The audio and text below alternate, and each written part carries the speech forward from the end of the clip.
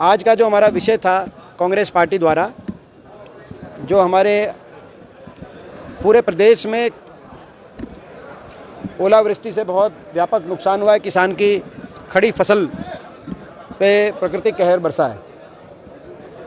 रोहतक ज़िले के अंदर भी बहुत से गांव में काफ़ी बड़ा नुकसान हुआ है। ऐसे में सरकार को जगाने के लिए, क्योंकि सरकार ने पिछले कई वर्षों से हर बार जब भी कभी कोई प्राकृतिक नुकसान का सामना किसानों को करना पड़ा है तो हमेशा किसान विरोधी अपनी नीयत का परिचय दिया है। कभी भी किसान को पूरा मुआवजा मिला नहीं और कई जिलों में किसानों को आंदोलन करने पड़े मुआवजा लेने के लिए।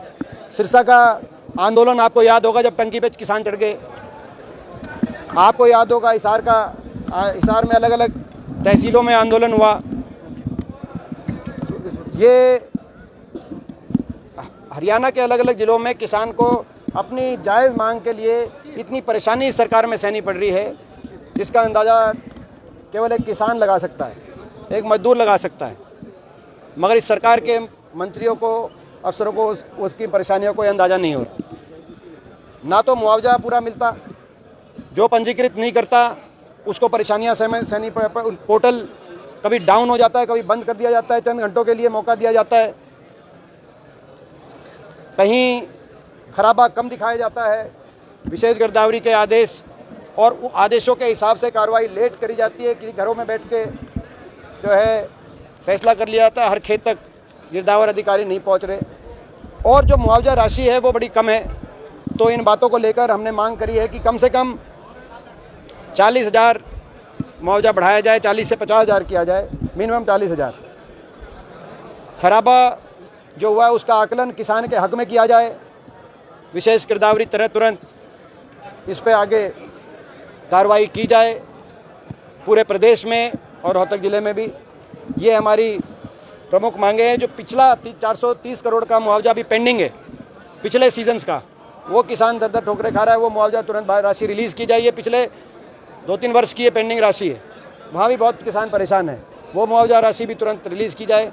इसके साथ साथ मुआवजे की हमने जो मांग रखी और ज्ञापन दिया, उस ज्ञापन में एक हमने जो बारिश से जो रोहतक शहर में दुर्दशा हुई उसकी तरफ भी स्थानीय प्रशासन का, सरकार का ध्यान आकर्षित किया है। क्योंकि ये रोहतक के अंदर जब कांग्रेस पार्टी की सरकार थी हमारी, तब ऐसी स्थिति बन गई थी कि 5 मिनट के अंदर ये समय तय कर दिया गया था कि कोई बारिश होती थी तो 5 मिनट में ड्रेनेज सीवरेज के माध्यम से पानी क्लियर हो जाता था और एक आधुनिक शहर का एक रूप रोहतक ने धारण किया था जब हमारी सरकार थी। अब इस सरकार में 10 साल की सरकार के बाद यही रोहतक, आज जब बारिश हुई आधे पौने घंटे, तो इस रोहतक में कितनी जगह पानी का जल भरा हुआ शहर के अंदर, कितनी मार्केट्स में दुकानों के आगे जल भरा हुआ, वो आप लोगों ने, पत्रकार साथियों ने भी उस बात को अच्छे से देखा। ऐसा लगता था कि फ्लड आ रहा हो। ये जो इन्हीं के सांसद, इन्हीं के पूर्व मंत्री पे आरोप लगाते थे कि 300 करोड़ रुपए अमृत योजना में घोटाले की भेंट चढ़ गया। रोहतक शहर में जो 300 करोड़ रुपए आए थे, ये आज उसी जो है वही नज़ारा आप लोगों ने देखा। ऐसा लगता है कि अगली बार बारिशों में अगर 2-3 बारिश आ जाएंगी तो रोहतक की ऐसी स्थिति होगी कि वो जो 300 करोड़ रुपए कहाँ लगे रोहतक में, वो कश्तियों पे गोताखोर भेजने पड़ेंगे। गोताखोर डुबकी लगा के ढूंढेंगे कि 300 करोड़ रुपए कहाँ गए। मगर वह नज़ारा आपने देखा है 10 साल की सरकार के बाद, कार्यशैली के बाद, ये रोहतक की दुर्दशा का नज़ारा के लिए कोई जिम्मेदार है तो ये सरकार जिम्मेदार है।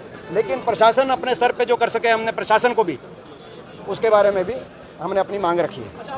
ये तो मुख्य विषय वो था जो पूरे प्रदेश स्तर का विषय था। दूसरा, रोहतक शहर में भी बारिश से जो हुई उसके संबंधित हमारी दो विषय से हमारे ज्ञापन में।